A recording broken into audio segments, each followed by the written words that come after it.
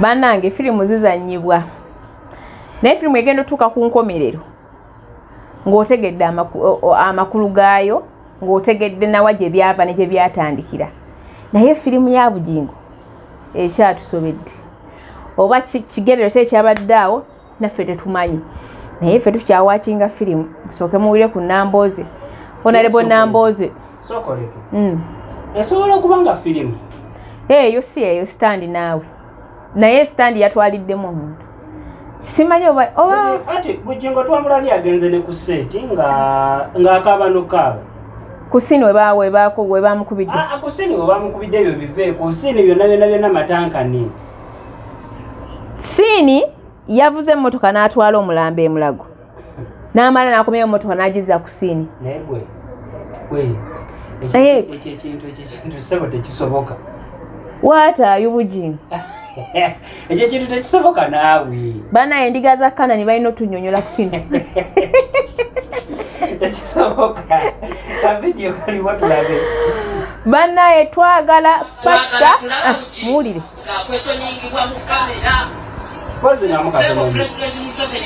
naye ani agenda omukweshoninga awo tuli kulumbe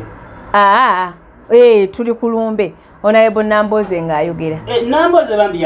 yagenze n'ayogera n'agamba twagala omusumba Bujingo tumulabeko ng'akweshoningibwa mu kamera kino kyabadde kitya naye ebintu ebyo byabadde nnyo matankani okufa kwonna kubaddewo tubadde tukireka bulesi ne tugamba bannange rest in peace naye kati ekiriwo ffe gye twagala okubooza lwaki Bujingo tewafudde lwaki Bujingo tewafudde amasasi gabadde 13 agabadde galina okubibwa Bujingo ate baagakubyemu oli mbu Bujingo we bamaze okukuba ono ye nadda mu kitaba ky'oli eky'omusaayi ne balowooza nti afudde ate n'amala n'avuga emmotoka n'agoba abatemu. Can you imagine? Ekyasinze okuleeta n'obuzibu nti ky'ekyokubanga bano abaddiramu omukulu ebibuuzo bineeno baliko question marks nnyingi ebintu tebabiddamu exactly nga ebyabadde birina okuddibwa. Naye gwe sooka oleke nkubuuze essasi lisobola okuvuga n'ova wooli n'ogenda ogoberere abo Amasasi abagakuba essasi sebo Bujingo tulabe Nambooze bye yabadde ayogera bambi otidde abantu bangi ku liiso naye pulezidenti ensi ekutunuulibwa kino ekyatuuseewo ekiro kya leero ow'ekitiibwa ensi ekoze eki ekutunuulibwa naye Bujingo yaani Bujingo musumba mu gavumenti yaani Bujingo musumba era akolagana ne gavumenti kugundi amakanisa gayingiramu ebyobufuzi naye sitandi eno saagitegedde bulungi yabadde ekwata ku ki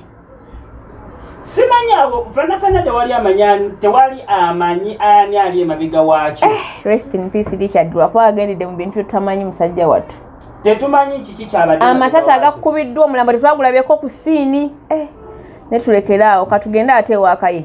kayo manyi we yagambye Wisdom Kaye yagambye ati Wisdom Kaye ogera muwulira ye abuyita bwenzi yagambye Susan Makula mutaginge Susan Makula kwensonga nnya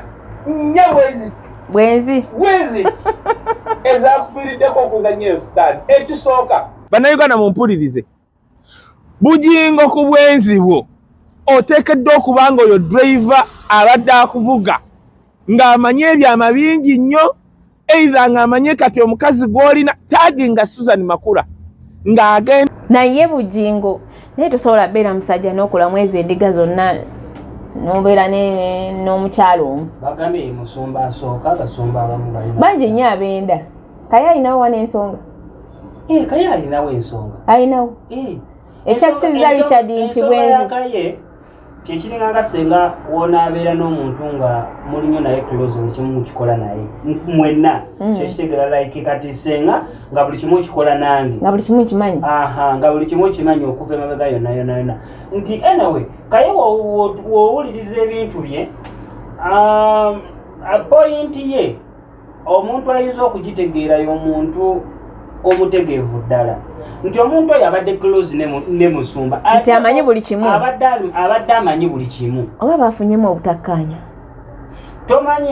tomanya kuba ffe tuba tetumumanyi kuba tumumanyi oyo gayi ndowooza tumumanyiza lwakufa kwe kuneeno naye eri abadde bamumanyi ku kyaki but tetumanyi kikyamuse naye yabadde close ne musumba naye waba yagenze osuubira musumba yazanye ebinene ebintu n'atuuka kwali eri ku mulambo n'akaaba kisoboka abantu bapretendinga senga olabaasenga ate okumanya nga abantu bapretendinga nti osobola okubeera n'omuwala nga takwagala naye ate n'akukaabira naffe abasajja tusobola okubeera n'omuwala nga muli simuwagala mu mutima naye ate ne mukaabira lwaki oba omukaabira but mpretendinga mu bantu kati kasooke kambe Bujingo kino ekintu buli muntu akikubye ne sekkuba yenna twagala mazima Pastor Bujingo mazima temugenda kugamanya twagala mazima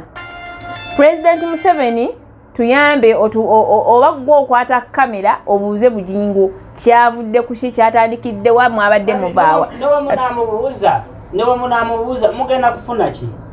kunoonyereza ki wano polisi kwe yali enoonyereza nevaayo oba ekintu nekivaayo nemugamba nti bannange okufa kwa gundi wekiti newekiti kyetwanoonyereza wekiti newekiti kyetwazudde tewali tuwulirekayo wisdom ndawulirizanga ebyama oba ng'alina gyakuvuga because according kuli ebubuka eryabeeranga ewuwo lyatunnyonnyolanga nga gwe oli mwangu nnyo wagenda kukyala mu maka g'abawala abamu kaya ali mukujjayo byama oyo gayi bamuyitani mwerabidde erinnya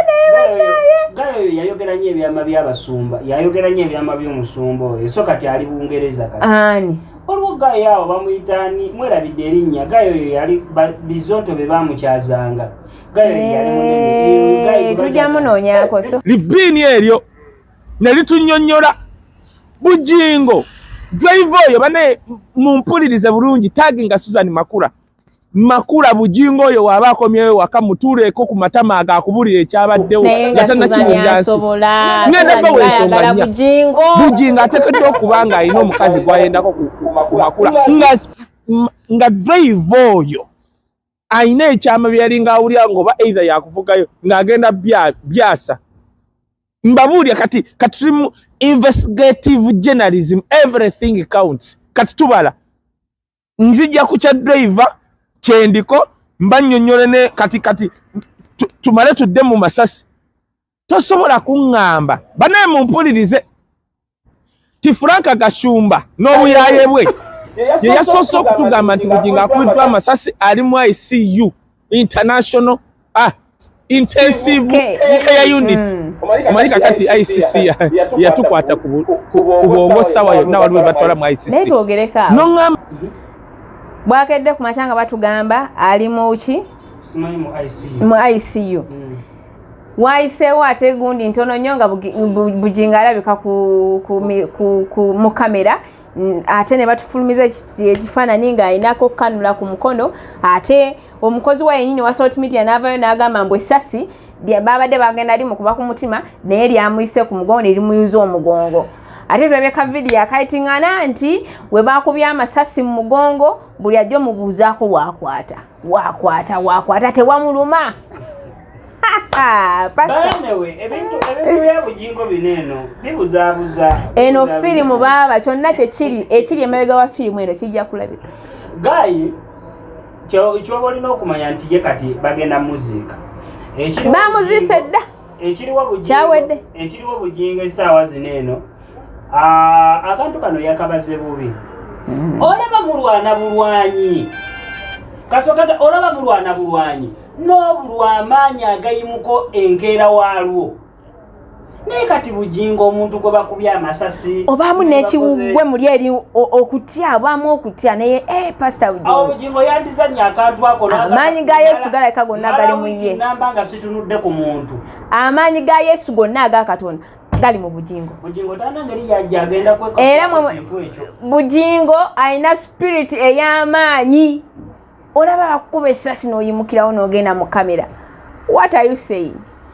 Mwana, lasito yakantu ako yakazannyemu bubi. Nayenga Akaleka. Naye